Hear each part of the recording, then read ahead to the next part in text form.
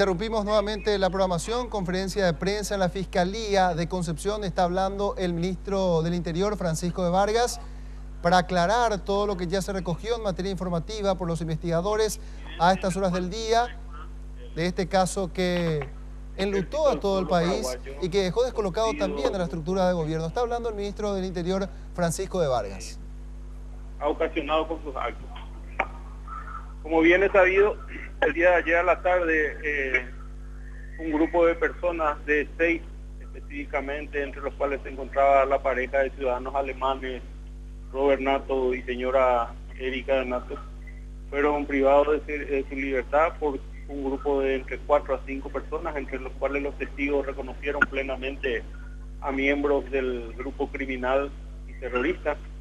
Luego pusieron en libertad a 4 de los privados de ella, quedando en poder de los captores los ciudadanos Robert Nato y señora Erika, propietario del establecimiento Luisa, en uno de cuyos retiros se encontraban realizando tareas de vacunación.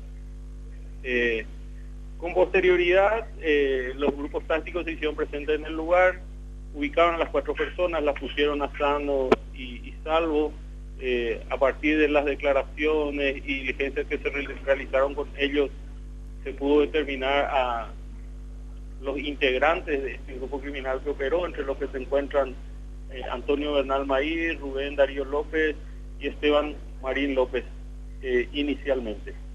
Luego, en base a trabajos de inteligencia e inmediatamente la Fuerza de Tarea Conjunta dispuso un operativo táctico estratégico en el cual se pretendió cerrar todas las vías de escape o caminos por donde estos criminales pudieran circular con los capturados. Es así que en uno de estos puntos cercanos ya a, más bien ya casi en la ruta número 3, a la altura del kilómetro 395 aproximadamente, los grupos tácticos toman contacto con este grupo criminal, se produce un enfrentamiento bastante importante, luego del cual se pudo encontrar en el lugar los cuerpos ya sin vida de los ciudadanos Robert Nato y señora Erika. Inmediatamente se dispuso un operativo, o continuó más bien el operativo de rastrillaje y búsqueda, en el cual se pudo encontrar 2 mochilas del tipo táctico cuyo contenido han podido observar. También en el día de hoy se llevó a cabo la autopsia sobre los cuerpos de las víctimas fatales, arrojando como resultado preliminar, según lo conversado con el médico forense doctor Lemí, que tengo entendido ha prestado ya declaración, que el deceso de las víctimas se produce por impactos de armas de fuego del calibre 9 milímetros provenidos desde las espaldas de las víctimas y a una distancia media a la que yo específicamente consulté sobre cuánto correspondía, y se me habló de no más de 5 metros. Por lo que queda absolutamente comprobado que quienes dieron muerte a estos ciudadanos alemanes son los criminales integrantes del grupo criminal, del grupo EPP, digo bien. Teniendo en cuenta que las fuerzas del orden se encontraban a una distancia de entre 80 y 100 metros y los calibres utilizados no son los utilizados para las Fuerzas Armadas, para las fuerzas del orden en sus operaciones. También el doctor Lemín ha manifestado en forma preliminar que el ángulo de los disparos permite suponer que se trató literalmente de una ejecución. Lo que nosotros interpretamos a partir de ello es que estos criminales procedieron a una cobarde ejecución, asesinato de estos ciudadanos alemanes, con el único objetivo de frustrar un rescate por parte de los organismos de seguridad. Si estos ciudadanos quedaban con vida luego del enfrentamiento, la situación hubiese sido otra, hubiese sido un rescate exitoso, lo que obviamente supone una pérdida muy grande para este grupo criminal. Pero no, decidieron asesinar cruel y cobardemente a estas personas. Los únicos responsables aquí de la muerte de Robert Nato y su señora son estos criminales que una vez más demuestran con este actuar que no tienen absoluto respeto por la vida humana, ejecutaron a adultos mayores con el único objetivo de quedar bien. Y quiero poner en énfasis en esta situación porque últimamente ha tomado estado público con respecto a ofrecimiento de estas personas de víveres, y les pregunto a estas personas que señalan que son capaces de aceptar estos víveres supuestamente ordenados por estos criminales. ¿Están de acuerdo con estas ejecuciones, con estas muertes sin sentido alguno? Esa es la pregunta que yo dejo picando. Y bueno, estamos aquí, los representantes de la Fuerza de Tarea Conjunta, de la Policía Nacional, del Ministerio Público y del Ministerio del Interior, para todas las preguntas que quieran. Ministro, ¿qué calibre y cuántas balas se le trajo a los? Hasta donde yo sé, en el cuerpo del señor Robert Mato se detectaron 7 impactos de bala, de las cuales se pudieron extraer casi todas, y que son del calibre de 9 milímetros, y en el cuerpo de la señora 2 impactos también del mismo calibre. Eso corresponde también con vainillas servidas de ese mismo calibre encontradas a unos metros de su cuerpo. ¿El enfrentamiento fue en campo abierto o en un bosque? Entiendo que fue en un pastizal, aproximadamente entre 150 a 200 metros ya de la ruta número 3, en la cual pretendían cruzar de este para oeste los captores con sus rehenes. La picana eléctrica fue algo nuevo que se informó hoy, ministro. ¿Para qué se utilizó esto? ¿Se tiene datos? Sí, y agradezco la pregunta porque me había olvidado de ello. En el lugar se pudo incautar una picana eléctrica del tipo que se usa para el manejo de animales vacunos. La verdad no podemos determinar si eso es inicialmente de propiedad de los rehenes o ya lo tenían los captores. Pero el doctor Lemir también informó que en el cuerpo principalmente del señor Robert Mato se encontraron heridas producidas en vida con esta picana eléctrica, lo que indica también que fueron torturados en vida. ¿En eso las evidencias halladas se halló durante la huida o en un campamento ya?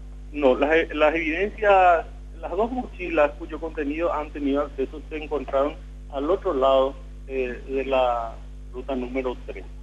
Como verán, el cúmulo probatorio encontrado es importantísimo y yo quisiera hacer principal referencia al material impreso y escrito, entre los cuales se encuentra el reglamento, el supuesto reglamento de este grupo criminal, un pequeño manual que habla de la doctrina marxista-leninista y sería un catálogo, un pequeño catálogo de armas de guerra.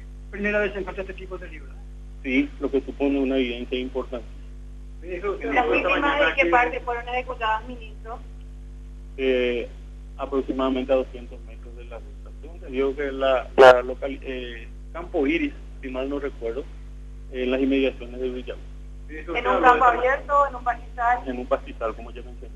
Ministro, usted habló esta mañana que la FCC tuvo un cambio de estrategia, por eso que pudo topetarse con la gente del EPEC. ¿Qué consistió? Consistió justamente en identificar sus posibles accesos o salidas, mejor dicho, en los cuales se dispusieron los grupos tácticos y en uno de ellos hubo contacto. No se decidió en esta oportunidad, teniendo en cuenta también ya experiencias anteriores, el clásico seguimiento luego de la huida. Ministro, en caso de que se produzca otro enfrentamiento, ¿la vía de Delio Morínigo podría correr el mismo riesgo también? Mire, hoy día las experiencias nos demuestran eso. Este es un grupo que pretende emular ejércitos, que plantea un enfrentamiento armado a los organismos de seguridad del Estado, los cuales deben reaccionar u operar, mejor dicho, de la misma forma para que, digamos, las consecuencias no sean tan drásticas y las consecuencias de un enfrentamiento armado planteado por los criminales están a la vista, son víctimas fatales. Ministro, ¿en qué medida esto le puede afectar al país en su imagen a nivel internacional, teniendo en cuenta que 2 extranjeros que están invirtiendo en el departamento mueren asesinados? Pero gravemente. Nosotros entendemos y es claro que esto conmociona a toda la sociedad, a nosotros principalmente que somos los responsables de la conducción, del manejo de inteligencia, que en el cual se han dado muchos avances, y en la parte operativa en la que últimamente las situaciones propuestas han sido ya de parte de los organismos de seguridad. ¿Se conversó con gente del gobierno alemán sobre el tema, ministro? Estamos en contacto. Yo hoy a primera hora de la mañana hablaba con algunos de sus representantes y tengo previsto reuniones con posterioridad. En algunos medios hablaron sobre su renuncia, ministro, de que debe renunciar específicamente los Zavala.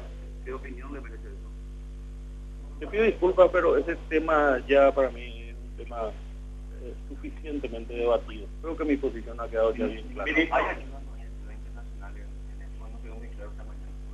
Siempre ha habido, en situaciones anteriores también, y no estamos diciendo que no volvamos a recurrir. Ahora, la ayuda, me parece que opinar sobre ese recurso es muy fácil. Hemos recibido asesoramiento en materia de inteligencia, en materia estratégica sobre todo. Lo que yo entiendo que de repente la gente plantea que fuerzas de seguridad de otros países desembarquen en nuestro territorio. Eso no es, primero, tan sencillo, porque requiere la intervención del Congreso por disposición constitucional. Y segundo, entendemos que han habido avances por parte de las fuerzas de tarea conjunta compuestas por militares y policías, en la que el concepto radica en la continuidad de los trabajos. Estas reacciones, estos enfrentamientos se producen porque estamos llevando a este grupo criminal a esta situación. Y discúlpenme, hasta puedo parecer soberbio, pero justamente en aquella ficha ya pueden observar la cantidad de abatidos y detenidos que ha producido esta administración de gobierno, que llegan al número de 30 de un número de 58. Por supuesto que no son los resultados esperados. Tampoco nosotros estamos satisfechos por lo mismo, pero claramente son muy superiores a los de administraciones anteriores. Y van a decir, las víctimas también. Víctimas hay desde hace 10 años, pero estas víctimas son producto del enfrentamiento que propone este grupo criminal y la respuesta efectiva traducida en una voluntad declarada que da este gobierno. Ministro, ¿dentro del grupo de PP habrían heridos o no? La verdad que no se han encontrado rastros de sangre en ese sentido, lo que no se puede descartar. Nosotros asumimos que en este momento lastimosamente pudieron evadir a nuestras fuerzas. ¿Cuánto invierte el gobierno en estos operativos del norte? Esta es una suma difícil de calcular porque la Fuerza de Tarea Conjunta está compuesta por 3 instituciones y como han de entender, quien les habla no puede manejar el presupuesto de la Fuerza Armada y la Armada. ¿Qué medidas de seguridad se va a dar a los que se quieran en esta estancia afectada? Estamos en constante permanente con ellos y no solamente con ellos, sino con todo lo que se encuentra en el área de influencia y en la medida de ese relacionamiento o ese vínculo fuerte que tenemos con ellos, iremos desplegando los efectivos de acuerdo a la situación. ¿Por qué dijo al principio se extrajo casi todas las balas? ¿Por qué no se extrajo todas las balas? Lo que explicó el doctor Lemir es que el equipamiento con que se cuenta aquí en la morgue judicial impidió ello. Las placas radiológicas son muy pequeñas, entonces dificulta digamos, ocultar todos los cuerpos. Yo entiendo que el trabajo va a continuar en Asunción en ese sentido. Sí. Va a continuar sí, eso es por lo menos lo que ha explicado el doctor Pablo Lemir. ¿Qué más? ¿Con la fiscal Sandra? Discúlpeme, pero no quise acaparar todo eso. Si tiene más preguntas... A ver qué podemos comentar acerca del trabajo de investigación que se realizó en Cali. Nuevas evidencias que se va a ayudar. En primer lugar, como está diciendo el ministro, es la primera vez que ellos accedemos al reglamento del EPP. El EPP ha tenido documentaciones tanto en Saquinascue como en Ugrasur, ¿verdad? Se han incautado. Hoy día encontramos el reglamento. Todavía no pude leerlo detenidamente, pero le manifesté al ministro que era algo que nosotros no teníamos aún acceso y que faltaba dentro de... Siempre buscábamos y bueno, evidentemente que ellos ya se preocuparon en hacer sus propios reglamentos. También el librito de verdad, de armas, en donde ellos estudian cada uno, y por ejemplo, el trípode que se encontró, ellos tienen estudiado eso. Ya se encontró también en San Guinascué y en otros lugares, ¿verdad?, donde hemos allanado. Posteriormente también hemos podido verificar que las doctrinas del Marx Lenin, que ya casi en todos los procedimientos se encuentran. Las municiones que vieron, o sea, ellos van avanzando, pero también nosotros vamos avanzando. Es cierto, 2 vidas se perdió en este enfrentamiento, pero ellos también ya saben a qué atenerse, ¿verdad? Ya no es anteriormente que se pasaban, realizaban un secuestro, cruzaban sin problemas, le llevaban a su víctima al cautiverio, hacían lo que querían. En estos momentos ya hay una estrategia de que se pudo ver, por más de que hemos tenido este resultado, pero estaban en poder de un grupo criminal sanguinario que no perdona. Han visto el caso de Cecilia, ¿verdad? Han visto el caso de otros caídos de la Policía Nacional, de las Fuerzas Armadas. Ellos no tienen piedad, son sanguinarios, pero también hay que recordar algo, no todo es negativo en esto. Ustedes ahí pueden verificar exactamente los condenados, los que cayeron ya en enfrentamiento, y las personas que hoy día son entre los condenados, los abatidos, y los que hoy están con capturas. Creo que le ganamos mucho. Quizá no se dijo ayer que la familia Domínguez no debería ceder ante esta, digamos, no son pedidos, más bien son como multas por delitos ambientales supuestamente cometidos. En este caso seguramente que hay más presión al haber un hecho de doble homicidio doloso prácticamente, en donde los demás ganaderos se van a sentir muy presionados. No se puede ceder ante el terrorismo, pero ninguno, nadie puede ceder. ¿Qué es lo que estás haciendo cediendo? Estás ayudando a esas organizaciones a crecer. Y confío plenamente en que la familia Domínguez no lo hace. Aún estando las vías de se le ha ofrecido todo tipo de seguridad. Ya ha mantenido una reunión con ellos. Se le ha ofrecido, el gobierno le ha ofrecido todas las seguridades para que ellos puedan seguir trabajando, como se ha hecho con muchos ganaderos que han aparecido en listas o han aparecido sus nombres en los campamentos del EVP. Y a mí me consta, y tengo, quien quiera acercarse a la Fiscalía de Asunción, yo tengo perfectamente que he remitido al señor comandante de la policía, y ellos han hecho viable que todos tengan seguridad. Inclusive eso hace que de repente la policía esté diezmado también en nombre. Fiscal, ¿de cuántos integrantes se comprometió el SPP, más o menos? Y se maneja de 12 a 15 hombres aproximadamente, ¿verdad? No podemos descartar los reclutamientos que aún a lo mejor no están siendo detectados por los organismos de seguridad. Se conoce que el 1 de marzo del año 2008 tiene su fundación de acuerdo al manual encontrado en Migración. Claro, exactamente. Es ahí cuando ellos hablan del desprendimiento del Partido Patria Libre. Ellos hablan que no van a cometer los mismos errores que cometieron con la anterior organización, cuando era el brazo armado del Partido Patria Libre. Por eso, y claramente, el puño y letra de Arturo Oviedo Brites, 1 de marzo del 2008, creación del Ejército del Pueblo Paraguayo. ¿Qué medida este reglamento del FP hallado actualmente puede ayudar a la investigación? No, claro, puede. O sea, vamos sabiendo también, tener más conocimiento a qué tipo de organización nos vamos enfrentando, ¿verdad? Hoy día tenemos lo que se encontró en San Guinascué, en Uguratú y algunas otras documentaciones, ¿verdad?